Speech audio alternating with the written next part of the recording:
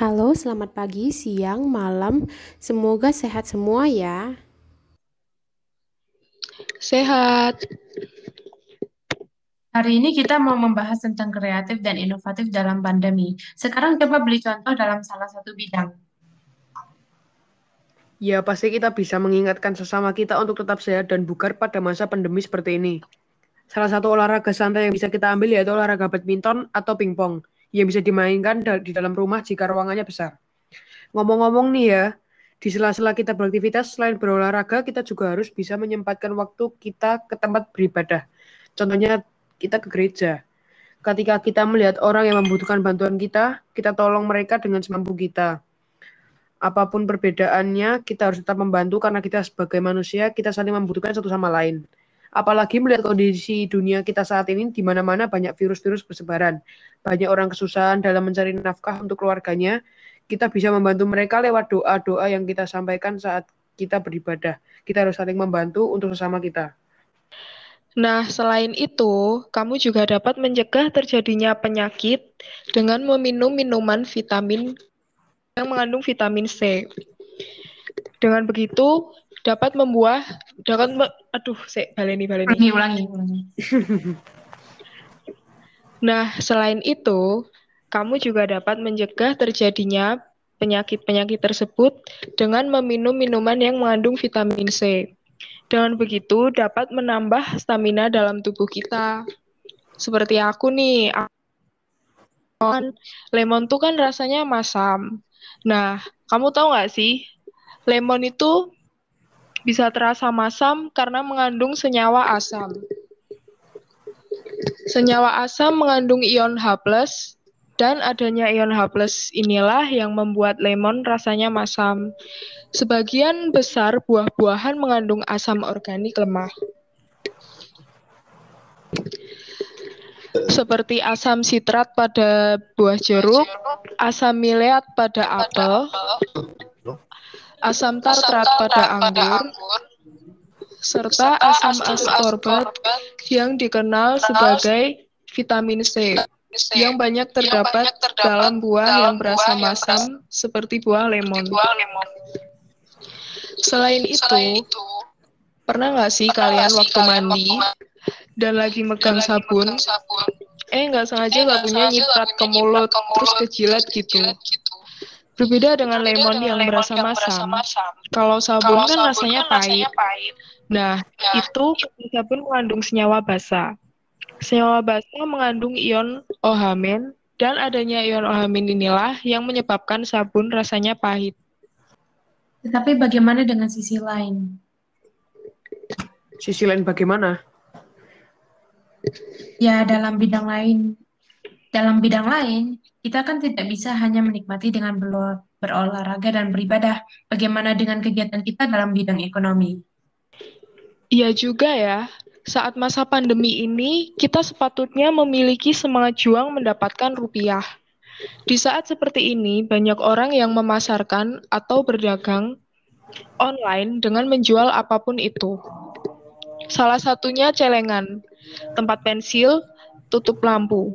Tiga kerajinan itu merupakan yang tersimpel dan mudah untuk dilakukan untuk melakukan perdagangan ini. Kita harus memikirkan sumber daya, administrasi, dan pemasaran. Lalu, ide jual ini juga bertujuan untuk mengurangi sampah plastik dan kardus bekas yang sering berserakan di tempat sampah. Wah, itu ide yang sangat bagus juga ya. Bukannya hanya dalam sisi ekonomi saja, tapi juga dapat mendukung sisi budaya dan prakarya. Killing two birds with one stone. Good job.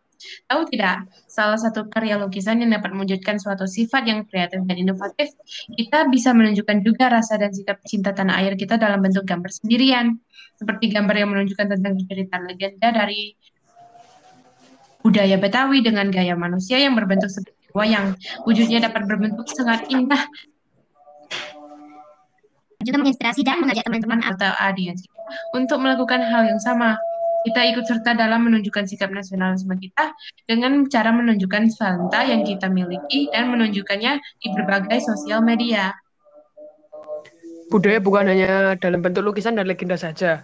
Aku baru saja mengunjungi perpustakaan di sekolah. Aku iseng gitu ambil buku random yang ada di situ. Judulnya Serat Wedatama yang artinya salah sawijining seratan Kanjeng Gusti Pangeran Adipati Arya Sri Mangkunagaran 4. Serat Wedatama ngemot tembang Majapahit yaiku pupuh pangkur, sinom, pocong, gambo lan kinanti. Yiku uriping budi sumirat narawong kadya kartika katangton guru wilangane 7 10 12 8 guru lagu UU guru botra 5. Artinya, tetapi jangan salah mengerti, di situ ada cahaya sejati. Ialah cahaya pembimbing, ersua penghidup akal budi, bersinar lebih terang dan cemerlang, tampak bagaikan bintang. Wah, itu pernyataan yang bagus juga ya. Tapi, waktu kamu sedang berbicara, aku baru sadar bahwa kita telah melewatkan salah satu bidang yang terpenting, apalagi bagi teman yang kita punya. Bidang apa? Bidang kesehatan, bukan hanya dalam arti kebudayaan ya, tapi jadi seperti dampak penyakit dan apa yang bisa kita lakukan seperti itu, supaya waspada akan keadaan kesehatan kita sendiri. Aku juga mau bilang sih, kita harusnya masih waspada sama pandemi. Kalian tahu tidak, di saat ini kita bisa menghitung jumlah angka kematian di Indonesia saat ini dalam suatu wilayah diketahui bahwa jumlah penduduk Indonesia pada tahun 2021 adalah 7.241.500 jiwa. Sedangkan jumlah kematiannya adalah 659.000. Coba hitung angka kematian kasarnya. Angka kematian di Indonesia 91 juta jiwa. Pada era digital saat ini, jika kita memiliki suatu keluhan penyakit, misalnya saat COVID, kita mengalami sesak nafas.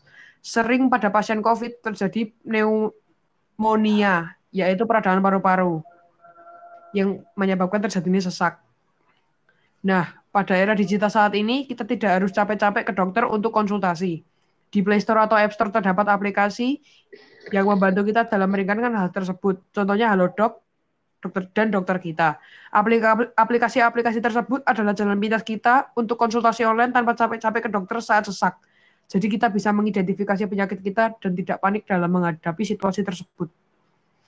Keren sekali. Sekarang kita dapat dengan mudah mengetahui hal-hal penting mencari informasi tentang COVID-19 melalui HP atau internet. Aku akan menceritakan sedikit tentang HP dan mengapa memiliki smartphone itu sangat penting dan berguna bagi kehidupan kita sehari-hari. Seperti yang ditunjukkan dalam Inggris, akan saya bacakan ya. Phone is short for personal handset over network equipment.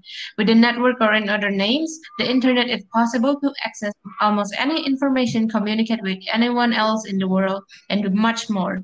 Firstly, social media is an option for us to share positive actions and messages in any way possible, like supporting each other whenever it be through financial problems, photos, or virtual cards.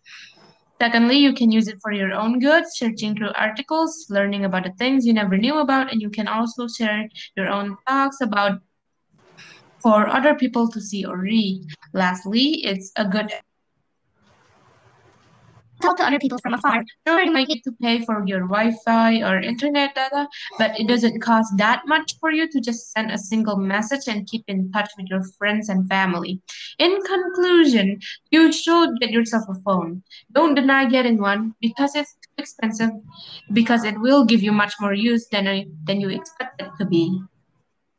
Namun jangan terlalu berlebihan dalam bermain HP. Pakailah HP seperlunya saja karena radiasi HP sangat tinggi dan dapat mengganggu kesehatan mata kita. Apalagi di musim hujan begini. Aduh, ngeri banget, jangan sampai pas hujan kalian main HP di luar. Karena dapat mengundang petir dan sangat bahaya. Oh iya, ngomong-ngomong tentang hujan nih. Akhir-akhir ini setiap sore pasti hujan terus ya. Mana deras banget lagi. Aku mau kasih tahu nih, air hujan yang turun dari langit itu merupakan salah satu contoh fluida statis loh. Air hujan bergerak ke bawah mulai dari awan hingga permukaan genting atau tanah. Dari kasus tersebut, air hujan juga memiliki kecepatan tertentu. Dan fluida dibedakan menjadi 2 jenis. Antara lain, yang pertama fluida statis, yaitu fluida yang tidak bergerak. Yang kedua fluida dinamis, yaitu fluida yang bergerak. Ada banyak bentuk pengaplikasian fluida dinamis dalam kehidupan sehari-hari, mulai dari peralatan berat hingga perabotan biasa yang terdapat di rumah. Contohnya seperti bak air yang bocor memiliki fluida dinamis, yaitu fluida yang keluar dari lubang kebocoran bak tersebut. Oke, baiklah. Itu semua untuk hari ini ya.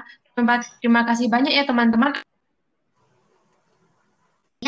pada saat ini. Semoga pengetahuan yang telah dibagi di podcast kami berguna bagi para listeners kami. Sekian dan terima kasih ya.